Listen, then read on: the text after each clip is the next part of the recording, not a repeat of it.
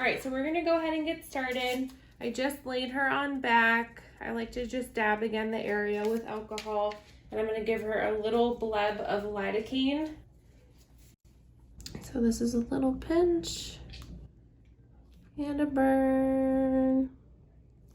So that's 2% plain Lido. I just didn't have any with epi back here, but sometimes I like to use with epi at the insertion site just because it will blanch for me and it limits some bleeding out of that site as well. So once she's numb, I'm just gonna go in with my pilot needle. I like to pinch up the skin so I know exactly where I'm at, kind of find the plane I want to be in, and then open up that space. Next, I'm going to use a cannula to give her some more lidocaine. So again, this is 2% plain Lido, and it's on a Comfortox micro cannula, little pinchy towards your chin. And you can see I'm all the way down here. Big burn, burn, burn, burn, burn, burn, burn, burn. Retrograde out lidocaine to make sure that the whole vector is nice and numb so that when I go in with the thread, it doesn't feel painful. I'm using the Arte Ones lifting threads. They're 19 gauge, 100 millimeter length. And I like them because they're molded, so they're a little stronger. And I believe these are the same ones I've used on her in the past. Probably because there's one of my favorites, so I tend to gravitate towards them. So we're all the way in, so I'm just gonna kind of exaggerate that lift back, pull out the cannula, and the thread will be left behind. I like to pull a little bit and you'll see the skin kind of bunch up there, but that just kind of is a little bit of a reverse pull to make sure the thread's in there nice and tight. That actually looks really good. So I think I'm just gonna do one on either side. Now I'm just gonna trim. So we like to trim as close to the skin as possible so that we make sure that it heals over. And then I always just like to alcohol and clean that site to make sure that it's free from bacteria. And then I'm gonna put a little Band-Aid and then we will smooth that out a little bit.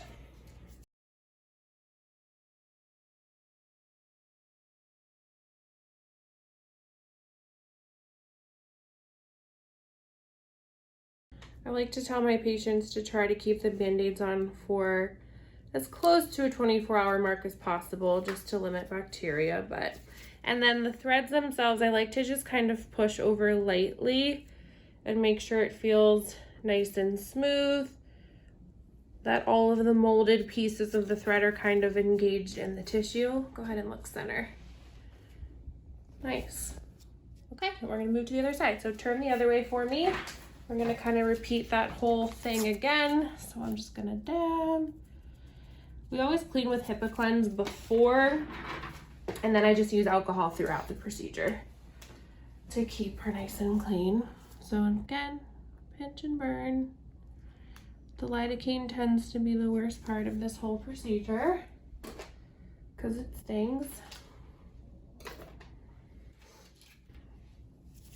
I'm gonna go in with our pilot hole again.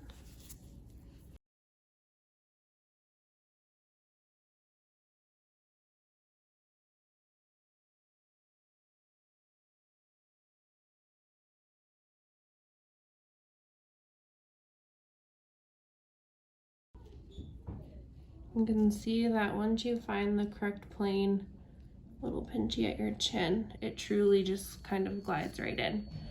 Burn, burn, burn again. I like to push about like a half a cc per vector, just so I'm not pushing so much fluid that now the tissue's weighed down. So control how much lidocaine you're pushing.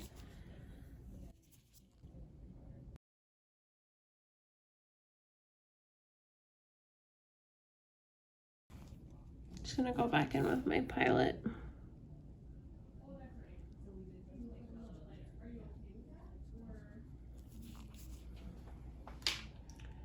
Some people have really good collagen and they like to clot over quick. There we go. I usually tell patients once you're in that correct plane, it's pretty comfortable, but it always gets a little pinchy as you move closer to the chin. Our mental nerve is near there and it gets just a little pokey. Okay, same thing, pressure and pull straight out. And then I'm just gonna do a little bit of a pull and then we'll trim. So close to the skin and then alcohol and clean.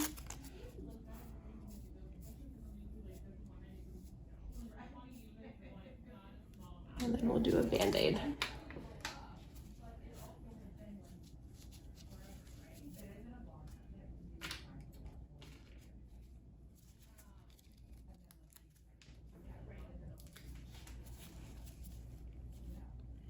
And then I'm just gonna smooth, make sure it feels good. It actually feels really good. Okay, and then let's sit you up and see what we're looking like. It's just one per side, because it just, Yep. I mean, you're obviously a little swollen, but. Yep. Perfect. Cool. Thank you. Yeah. Too easy.